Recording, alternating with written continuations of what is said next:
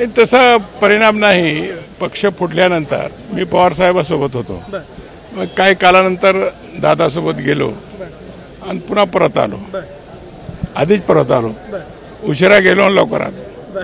काय मतदारसंघांमधली काय परिस्थिती आहे? राज्यामध्ये महाविकास आघाडीचे सरकार येणं अशा पद्धतीचा दावा केला जातोय, तुम्हालाही तसंच वाटतं? राज्यामधलं वातावरण बदललं नाही, राज्यामध्ये प्रचंड वातावरण बदललेलं आहे, देशातलं वातावरण बदललेलं आहे। कालच्या लोकसभेला 400 पारचा नारा म्हणणारे 240 वर्ष मिटले।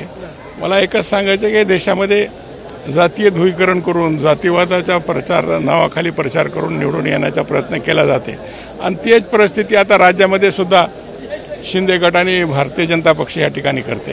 तर मला वाटत नाही की आता हिंदू मुस्लिम हे याला बळी पडतील आणि निश्चितपणे महाविकास आघाडीची सत्ता आल्याशिवाय राहणार नाही। सगळ्यात महत्त्वाचं म्हणजे की MIMनं सुद्धा महाविकास आघाडीला काही जागांचा प्रस्ताव दिल्याची माहिती आहे। जर MIMला सोबत घेतलं तर महाविकास आघाडीचा फायदा होईल का? कारण आता तुमच्यासोबत उद्धव ठाकरेंची शिवसेना आहे की जी सातत्यानं MIMला विरोध करत होती, किंवा मध्यंतरीच्या काळामध्ये सुद्धा MIMनं राज्यसभा निवडणुकीच्या वेळेस महाविकास आघाडीला पाठिंबा देण्याचं जाहीर केलेलं होतं। जर कदाचित आता MIM सोबत आली तर त्याचा काय फायदा होईल असं तुम्हाला वाटतं? नाही, MIMचा प्रभाव तिकडे औरंगाबाद शहरापुरता आहे। मराठवाड्यामध्ये इतर जिल्ह्यामध्ये अजिबात MIMचा प्रभाव नाही, त्यांचा कोणी नगरसेवक नाही, त्यांचा कोणी नगराध्यक्ष नाही, कोणतं काय आमदार नाही। तर MIM एक मर्यादित औरंगाबाद शहरापुरता एक पक्ष आहे आणि मला वाटत नाही की याचा काही परिणाम इतर जिल्ह्यामध्ये या महाराष्ट्रात कुठं होईल। म्हणजे 28 जागांचा प्रस्ताव दिल्याची त्यांनी माहिती मिळते? नाही, एवढा काय 28 जागाचा प्रस्ताव होते मला माहीत नाही, पण MIMचा म्हणजे हे महाविकास आघाडीमध्ये अजिबात प्रभाव होत नाही। शेवटचा प्रश्न, अजित पवार सध्या महायुतीसोबत आहेत, अजित पवारांची अडचण झाली असं वाटतंय का? कारण दादा बारामतीमध्ये सुद्धा बोलताना असं म्हणाले की ज्यावेळेस एखाद्या व्यक्तीचं वय होतं त्यावेळेस तोच व्यक्ती जो आहे तो कारभार दुसऱ्याकडे सोपवतो, आम्ही जे आहे चांगलं काम करून दाखवलेलं आहे, मग नक्की अडचण का? नाही, व्यक्तीच्या वयाचा प्रश्न नाही, व्यक्तीच्या विचाराचा प्रश्न आहे।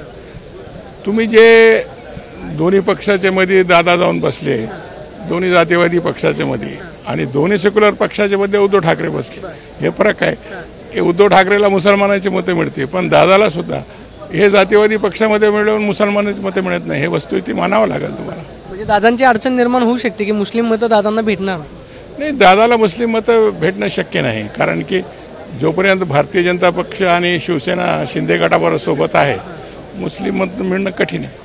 म्हणजे अजित पवारांची याच्यामुळे अडचण होऊ शकते का? विधानसभेला दादांना याचा फटका बसू शकतो जर कदाचित मतच ट्रान्सफर झाली नाही तर मग आमदार कसे निवडून येतील त्यावरती सुद्धा एक प्रश्न। आता ते तर निश्चितपणे वेळच ठरवेल काय होईल तर, पण मी एवढं नक्की सांगतो की महाविकास आघाडीचे सरकार येणार आहे आणि मुस्लिम दलित मतं हे महाविकास आघाडीच्या पाठीमागेच राहणार आहे। जर कदाचित साहेबांनी तुमच्या खांद्यावरती जबाबदारी दिली विधानसभा मतदारसंघातली तर परिवर्तन करणार? निश्चितपणे जे जबाबदारी पवारसाहेब देतील मी स्वीकारायला तयार आहे।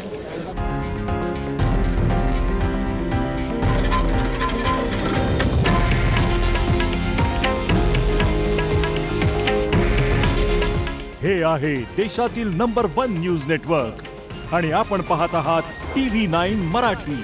काळजी तुमची, हित महाराष्ट्राचं।